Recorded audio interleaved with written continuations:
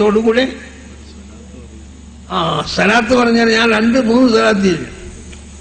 اللهم صل على محمد النبي الأمي الحبيب العاجل القليل العظيم الداعي وعلى آله وصحبه وسلم.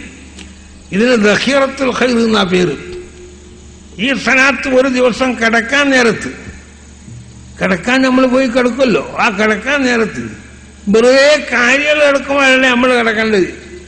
ഒന്നുണ്ടാക്കിയ പിടിച്ചോ 2 നിസ്കരിച്ച് പാത്തിയും ഒന്നും അല്ലെങ്കിൽ പാത്തിയും ഇഖ്ലാസും ആബത്തെയും ഒക്കോതും ആയത്തുൽ കുർസിയും ഒക്കോതും. ആ കൂട്ടത്തിൽ ഈ സലാത്തും ചൊല്ലിക്കും. 10 ചൊല്ലിയാൽ മതി.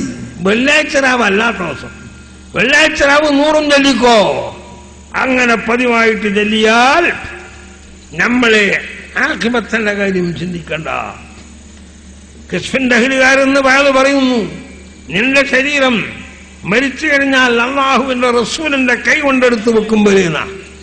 പിന്നെ ആഖിബത്തിന്റെ കാര്യം മോശമുണ്ടോ? ബഹുമാനപ്പെട്ട യൂസുഫ് നബഹാനി ഖദ്ദസല്ലാഹു സിർറഹുൽ അസീസ് അവർക്ക് സഅദത്തുദ്ദാറൈൻ എന്നൊരു ഹദീസിന്റെ കിതാബ്, അല്ല സലാത്തിന്റെ കിതാബ്, ആ സലാത്തിന്റെ കിതാബിൽ താൻ പറയുന്നു ഈ സംഭവം. അതിന്റെ മസ്ജിദിൽ ഒരാളാ പറഞ്ഞത്, അതിന്റെ ഇജാസത്ത് എനിക്ക് കിട്ടിയിട്ടുണ്ട്, അതുകൊണ്ട് നിങ്ങൾക്കെല്ലാവർക്കും സമ്മതം തന്നു ആ സലാത്ത് ചെയ്തിക്കൊള്ളു. പിന്നെ മറ്റൊന്നെന്തായിത്തീർന്ന് കടം വീടാനുള്ളതാണ്. എല്ലാവരും കടമെന്നല്ലേ പറയുന്നു, കടം വീടാനുള്ളത്. അല്ലാഹുമ്മ സല്ലി അലാ മുഹമ്മദിൻ അബ്ദിക വറസൂലിക വഅലൽ മുഅ്മിനീന വൽ മുഅ്മിനാത്തി വൽ മുസ്ലിമീന വൽ മുസ്ലിമാത്ത്. ഈ സലാത്ത് എല്ലാ ഒരു ദിവസം രാപ്പകലിന്റെ ഇടയിൽ നിസ്കാരത്തിന്റെ പിറകെന്നൊന്നുമില്ല, 33 പ്രാവശ്യം ചെല്ല. നന്നക്കടണ്ടെങ്കിൽ 360 പ്രാവശ്യം ചെല്ല. പക്ഷേ കടം വീടാനെന്ന് കരുതി ചെല്ലണ്ട, അപ്പൊ അവർ ദുന്യവിയായി പോവും. എന്തുണ്ട് നമ്മൾ പഠിക്കാൻ? സലാത്തങ്ങ് ചൊല്ലിക്കോളൂ. ഈ പൊന്മള ഒരു ദിവസം എന്റെ സലാത്തിന് വന്നു, കരുവന്തിരിച്ച് ഒരാളെയും കുട്ടി വന്നു. ഞാൻ ഇന്ന് വന്നത് എന്താണെന്നറിയോ തങ്ങളെ? എൻ്റെ കൂടെ ഒരാളുണ്ട്. തങ്ങൾ എപ്പോഴോ കിളപ്പം നിർത്തിയിട്ട് പറഞ്ഞ് കടം വീടിനൊരു സ്ഥലത്ത് പറഞ്ഞു കേട്ടിട്ട് അയാളെ ചൊല്ലി അയാൾക്ക് ഒരുപാട് കടണ്ടേ.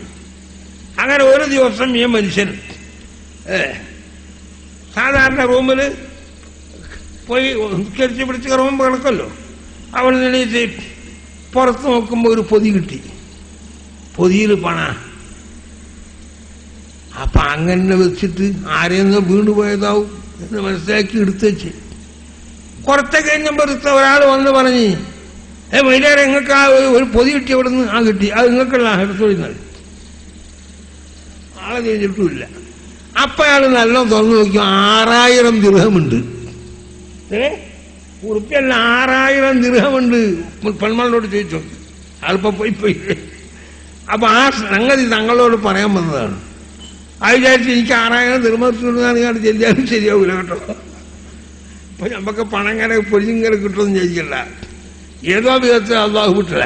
അപ്പൊ അയാളെ എല്ലാ കടും അതുകൊണ്ട് തീർന്നു പോയി, സുഖമായി. അങ്ങനെയാണ്.